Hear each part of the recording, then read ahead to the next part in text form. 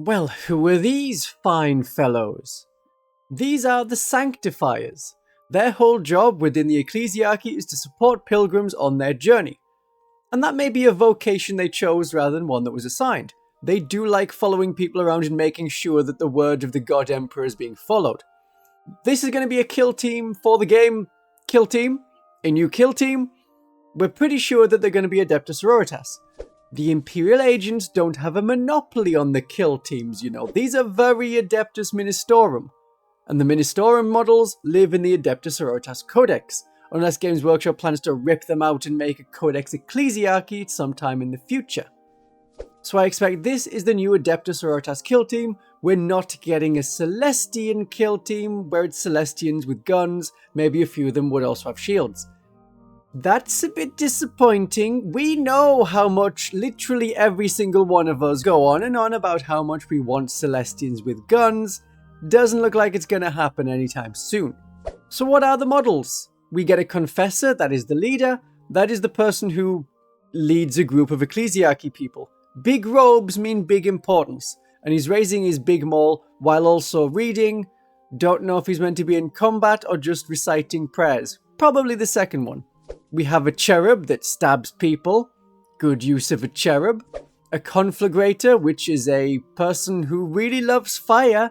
So they have 2 hand flamers. Seraphim wannabe, perhaps? There are missionaries based on the older missionary models. One of them has a plasma gun. One of them has a flamer. I like these the most. These look the most, oh yeah, I recognize that model. And it looks very ecclesiarchy and very cool. There's a death cult assassin. Nice. I don't think there's anything particularly distinct about them. They look kind of like a person with 2 swords. They don't have the flexible body glove assassin look that I'm used to. But I'm happy with that as a death cult assassin. There's a drill abbot. Very special. We'll come back to them. A persecutor with a big chainsword which has a hand flamer attachment. A salvationist with a staff and a box. A reliquant with a portable reliquary. It looks a lot like a Simulacrum Imperialis. And they have a hand flamer. And there's a miracleist, who definitely isn't anything like a demon host.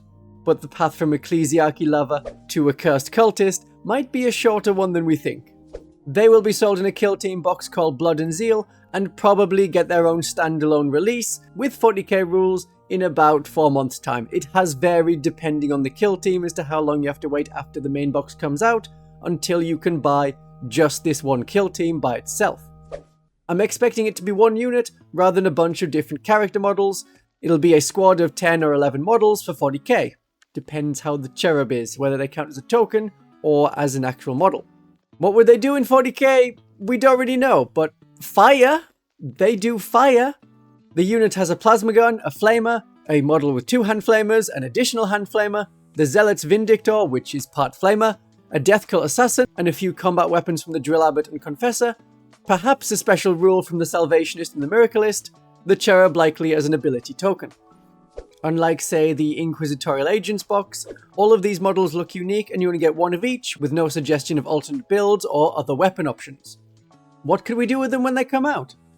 Well, the old missionary models, there were missionary rules at the start of 10th edition in the Adepta Sororitas Index. They may come back, they could be their own thing.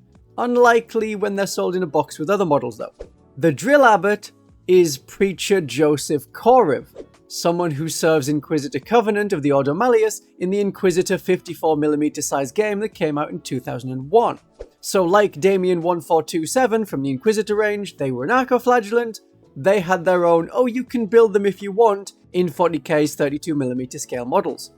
With the Persecutor, I was wondering if the Ministorum priest Pius Vaughn from the Blackstone Fortress would stick around in 40k as the representative of a Ministorum priest.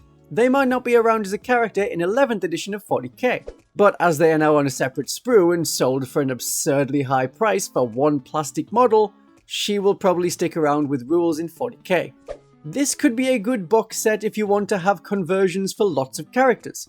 You get a few Ministorum priests like that Persecutor, an Imagifier from the Salvationist, a Death Cult Assassin if you play with Legends rules, and you should, and Crusaders for the same reason. You could turn the Drill Abbot into a Crusader model, or just call them a Crusader model. So that's something you could do if you want to get more points worth from the box, or there is no 40k datasheet for them. They're not alone in the blood and the zeal. They are the zeal part. But separately there is the blood part, which is some World Eaters cultists, the Goremongers. So it's 8 World Eaters kill team. Yeah, it's going to be 8 of them. It's always going to be 8 of them. They have Admech style legs, so the Skitarii cut off their own legs to have robot legs. These guys have done the same. Allegedly, someone saw a bloodletter once and wanted the backwards legs of their god's demon foot soldiers. Their main role is to play the floor is lava. They really don't want to touch the floor. And they remind me a lot of the older Warcry Chaos cultists, the Unmade. There's not a lot of draw for World Eaters to get the same cultists they already have, but there's 8 of them instead of 10 of them, and maybe they'll have slightly different rules, maybe they won't get any rules in 40k. But we have more reason to be interested in this set. There is a statue of Saint Celestine comeback, previously sold in the Battle Sanctum box.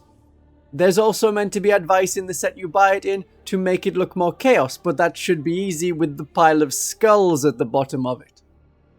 It's unlikely to have new rules in 40k.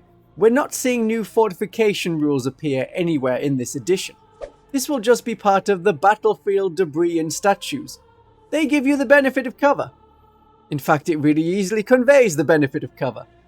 And your cultists and missionaries will have to face the benefit of cover, but the hand flamers should ignore that.